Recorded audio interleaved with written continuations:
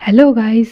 मैं हूं आपकी स्टोरी टेलर एएसआर और आप सुन रहे हैं एक रिश्ता ऐसा भी, जिसके प्रीवियस पार्ट में हमने देखा था कि जो प्रज्ञा होती है वो ऑफिस नहीं आती क्योंकि दादी ने उसे कॉल करके घर बुलाया होता है, जिसकी वजह से अनाया काफ़ी गुस्सा होती है क्योंकि प्रज्ञा ने अनाया को इस बारे में कुछ भी नहीं बताया होता। उसने इन्फॉर्म नहीं किया होता कि वो आज ऑफिस नहीं आएगी। जो अनाया होती है वो काफ़ी गुस्से में अपना काम कर रही होती है। तभी उसकी नज़र जाती है एक फ़ाइल पे। जो वही फ़ाइल होती है जो रजत ने अनाया को दी होती है, जिसमें नताशा की सारी इन्फॉर्मेशन होती है। जो अनाया होती है वो उस फाइल को पढ़ रही होती है। उसके थोड़ी देर बाद ऑफिस में एंट्री होती है नताशा की। जो अनाया होती है वो नताशा को अचानक अपने ऑफिस में देखकर काफ़ी सरप्राइज़ होती है। तभी जो नताशा होती है वो अनाया को बताती है कि वो उसका ऑफिस विज़िट करना चाहती थी, इसीलिए वो उसका ऑफिस देखने के लिए यहाँ पे आई है और वो अनाया को सरप्राइज़ भी देना चाहती थी।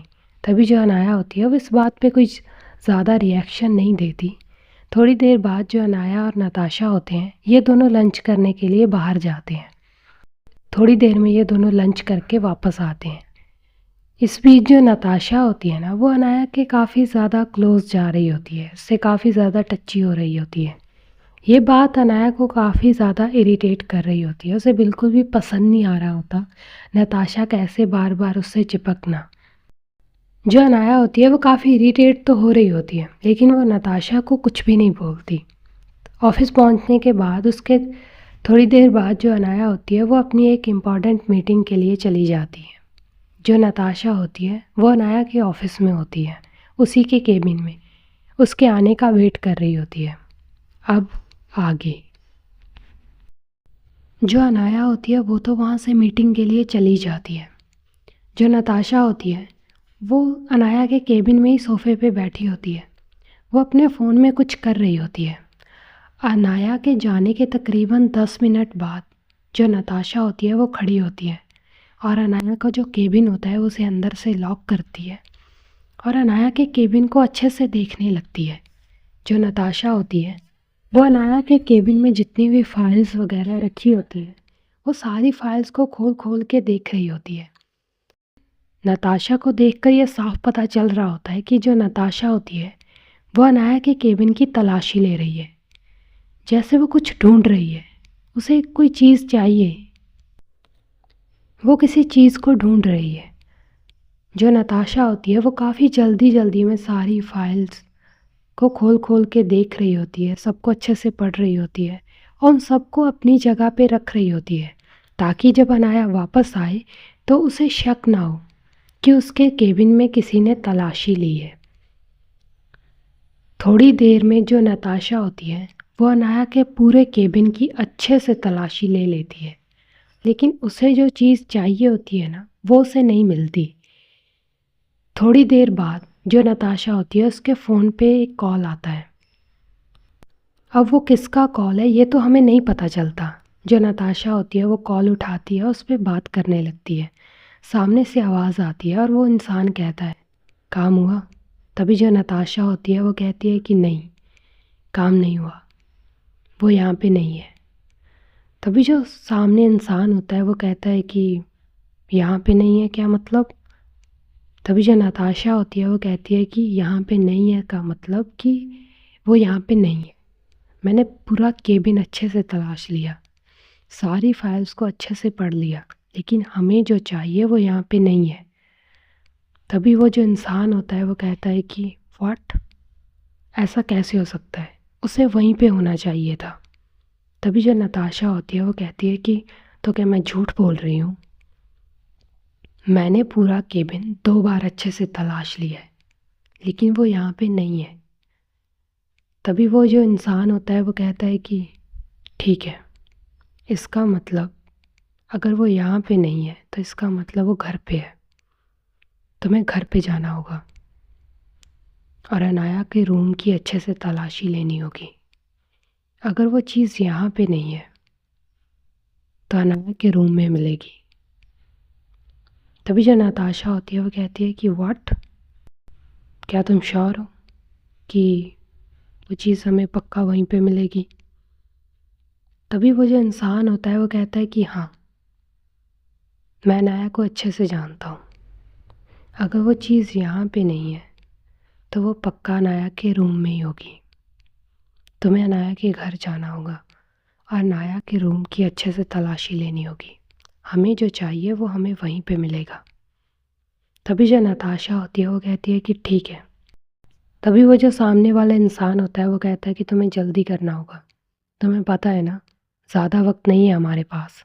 तभी जो नताशा होती है वो कहती है कि हाँ, तुम्हें मुझे बताने की ज़रूरत नहीं है, तुमसे ज़्यादा मुझे अच्छे से पता है कि हमारे पास ज़्यादा वक्त नहीं है। इतना बोलकर जो नताशा होती है वो कॉल कट कर देती है। नताशा को थोड़ा थोड़ा गुस्सा आ रहा होता है।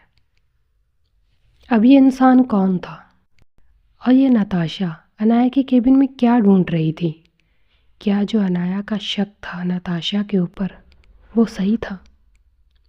अगर अनाया का शक सही था तो फिर जब रजत ने नताशा पर इन्वेस्टिगेशन की तो उसे कुछ मिला क्यों नहीं? उसका बैकग्राउंड इतना क्लीन कैसे था? इन सब के सवाल तो हमें कहानी में आगे ही मिलेंगे। तभी जो नताशा होती है वो अनाया के केबिन में खड़ी खड़ी कुछ सोच रही होती है और हमें फ्लैशबैक का एक सीन दिखाया जाता है। जो नताशा होती है वो एक अंधेरे कमरे में बैठी होती है। उसके सामने एक चेयर पर एक इंसान बैठा होता है और ये दोनों आपस में बातें कर रहे होते हैं। उस इंसान का चेहरा नहीं दिखाया जाता क्योंकि उस कमरे में काफ़ी अंधेरा होता है और उस इंसान ने अपना चेहरा छुपा रखा होता है। तभी वो जो इंसान होता है वो नताशा से कहता है, तुम जो चाहती हो वही होगा, मैं तुम्हारी सारी बातें मानने को तैयार हूँ, लेकिन तुम्हें मेरा एक काम करना होगा। तभी जो नताशा होती है वो कहती है कि क्या करना होगा मुझे? तभी वो जो इंसान होता है वो कहता है कि बस एक छोटा सा काम है।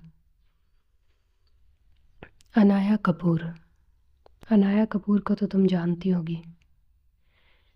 उसके पास एक फ़ाइल है जो मुझे चाहिए।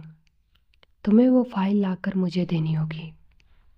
अगर वो फ़ाइल तुमने मुझे दे दी, उसके बदले में जो तुम मांगोगी वो तुम्हें मिलेगा। तुम कुछ भी मांग सकती हो। तभी जो नताशा होती है वो थोड़ी देर सोचती है और कहती है कि ठीक है। तभी जो नताशा होती है वो सामने वाले इंसान से कहती है, कैसी फ़ाइल, क्या है उस फ़ाइल में? तभी वो जो इंसान होता है वो कहता है कि ये तुम्हें जानने की ज़रूरत नहीं है कि उस फ़ाइल में क्या है क्या नहीं। तुम बस मेरा काम करो और बदले में तुम्हें जो चाहिए वो तुम्हें मिलेगा।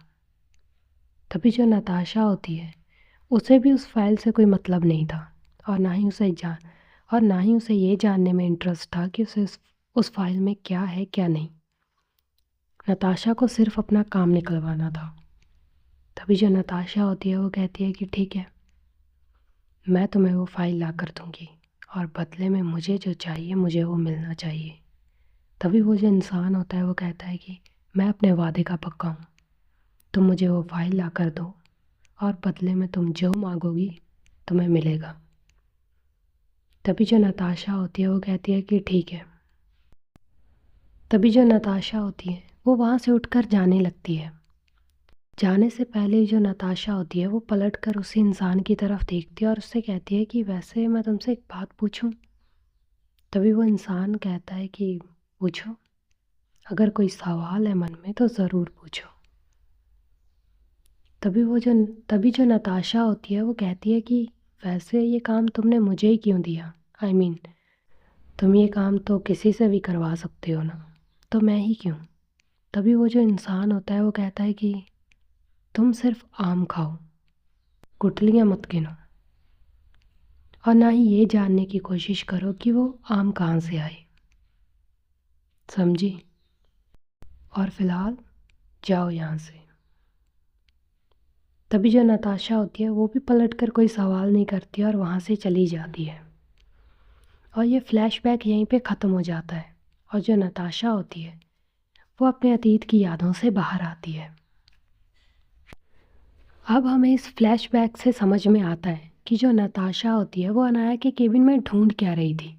एक्चुअली वो अनाया के केबिन में उसी फाइल को ढूंढ रही होती है जो उस इंसान ने नताशा को लाने के लिए बोली होती है।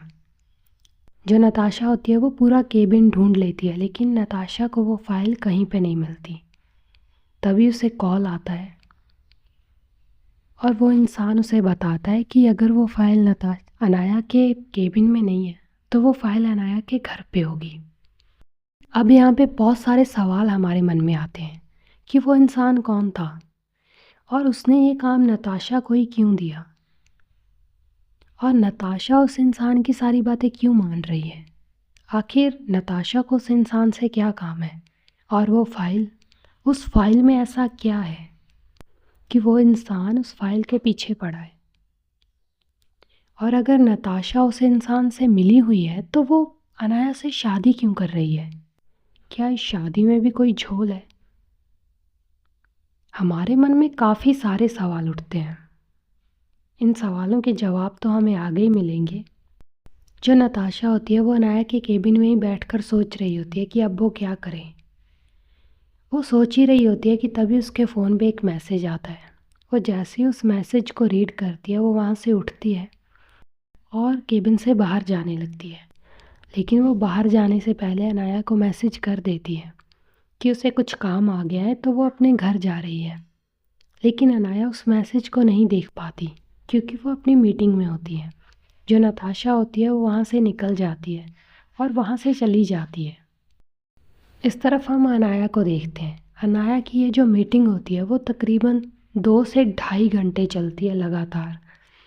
2-2.5 घंटे के बाद जो अनाया होती है वो उस मीटिंग से बाहर आती है, और जैसे ही वो उस मीटिंग से बाहर आती है वो अपना फ़ोन चेक करती है तो उसे नताशा का मैसेज मिलता है कि वो अपने घर जा रही है, उसे कुछ काम आ गया है। जो अनाया होती है वो नताशा को कोई रिप्लाई नहीं करती। वो अपने केबिन में आती है और थोड़ी देर काम करती है। उसके बाद जो ऑफिस टाइम होता है वो भी ओवर हो जाता है। अब तकरीबन शाम के 5 बज रहे होते हैं।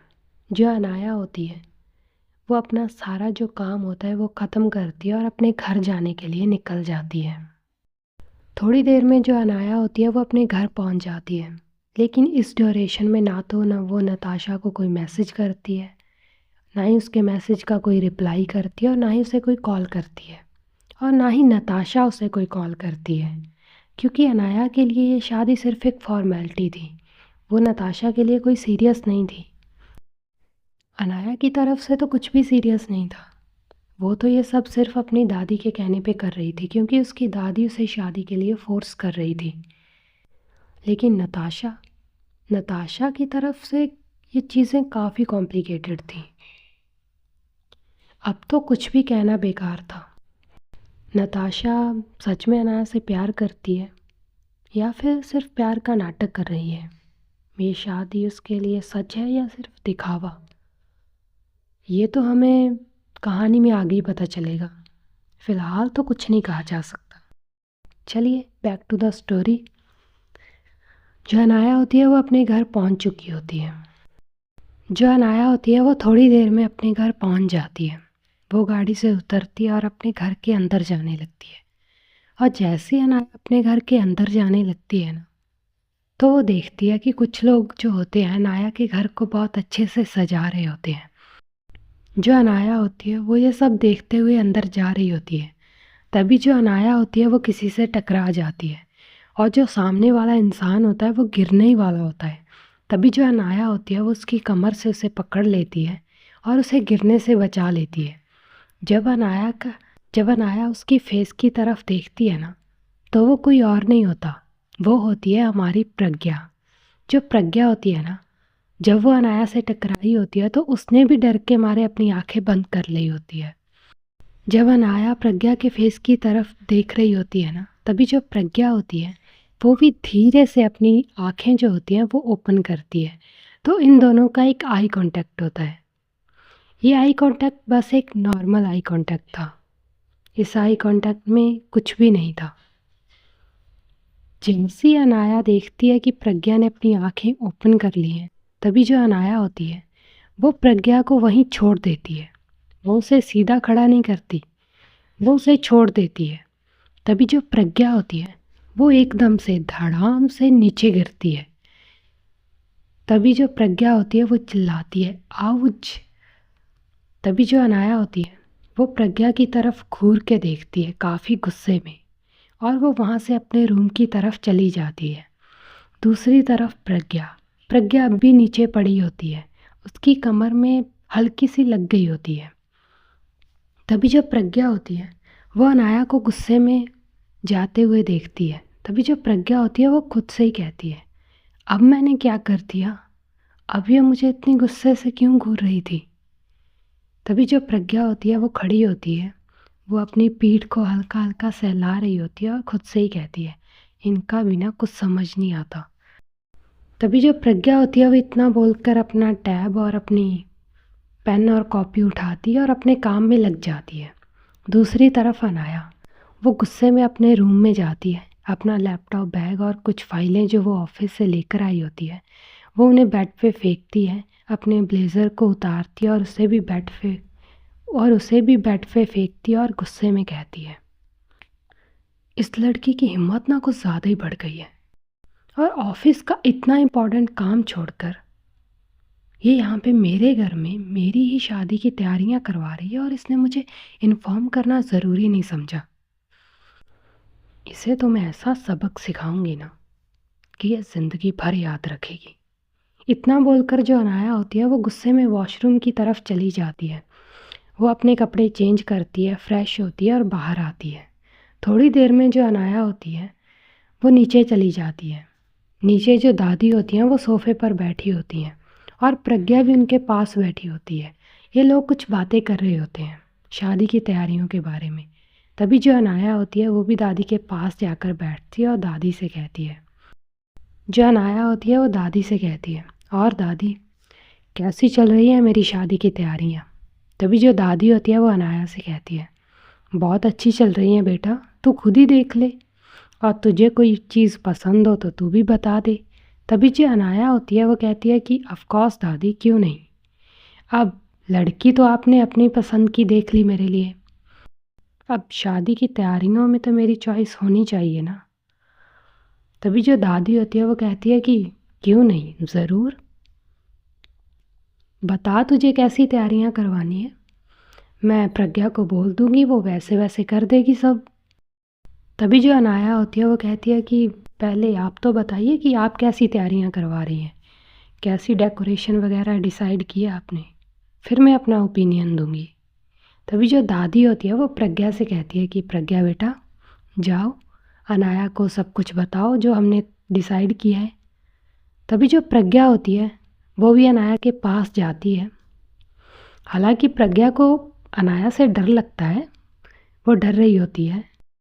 जो प्रज्ञा होती है वो डरते डरते अनाया के पास जाती है, वो अनाया के पास बैठती है और उसे बताने लगती है जो कुछ भी दादी ने उसे बताया होता है कि उसे क्या क्या करना है और कैसे कैसे करना है। जो अनाया होती है वो प्रज्ञा की सारी बात सुन रही होती है। जो प्रज्ञा होती है वो अनाया को समझा ही रही होती है। तभी जो अनाया होती है वो प्रज्ञा से कहती है, यहाँ पर ना शोर बहुत हो रहा है, देखो ना डेकोरेशन का काम चल रहा है तो कितनी आवाज़ें आ रही हैं, तो मुझे ना तुम्हारी कोई भी बात ठीक से ना तो सुनाई दे रही है और ना ही समझ आ रही है, तो क्या हम मेरे रूम में चलें, वहाँ पे तुम मुझे अच्छे से समझा देना कि दादी ने क्या क्या डिसाइड किया है, और मैं अपना ओपिनियन भी दे दूँगी कि मुझे कैसी डेकोरेशन चाहिए और तुम्हें क्या क्या चेंजेस करवाने हैं। तभी जो दादी होती है उसे भी अनाया की बात ठीक लगती है और कहती है कि हाँ बेटा जाओ, तुम अनाया के साथ उसके कमरे में जाओ और अनाया अच्छे से समझा देना प्रज्ञा को कि उसे क्या क्या करना है और कैसे कैसे करना है। तभी जो अनाया होती है वो प्रज्ञा की तरफ देखती है और एक डेवल स्माइल के साथ कहती है, जी दादी आप फ़िक्र मत कीजिए, मैं इसे बहुत अच्छे से समझाऊंगी कि क्या क्या करना है और कैसे कैसे करना है। जब प्रज्ञा अनाया की तरफ देखती है ना और उसके ऐसे एक्सप्रेशन देखती है तो वो समझ जाती है और उसे अनाया से डर लगने लगता है। वो बिल्कुल भी अनाया के साथ उसके रूम में नहीं जाना चाहती थी। तभी जो अनाया होती है वो प्रज्ञा से कहती है, चलें इतना बोलकर जो अनाया होती है वो अपने रूम की तरफ चलने लगती है। सो गाइस, आज के लिए इतना ही। अब हम आपसे मिलेंगे इस कहानी के अगले पार्ट में। और अगर स्टोरी पसंद आ रही है तो चैनल को लाइक कर दीजिए, शेयर कर दीजिए और सब्सक्राइब कर लीजिए। सो आगे जानने के लिए सुनते रहिए एक रिश्ता ऐसा भी।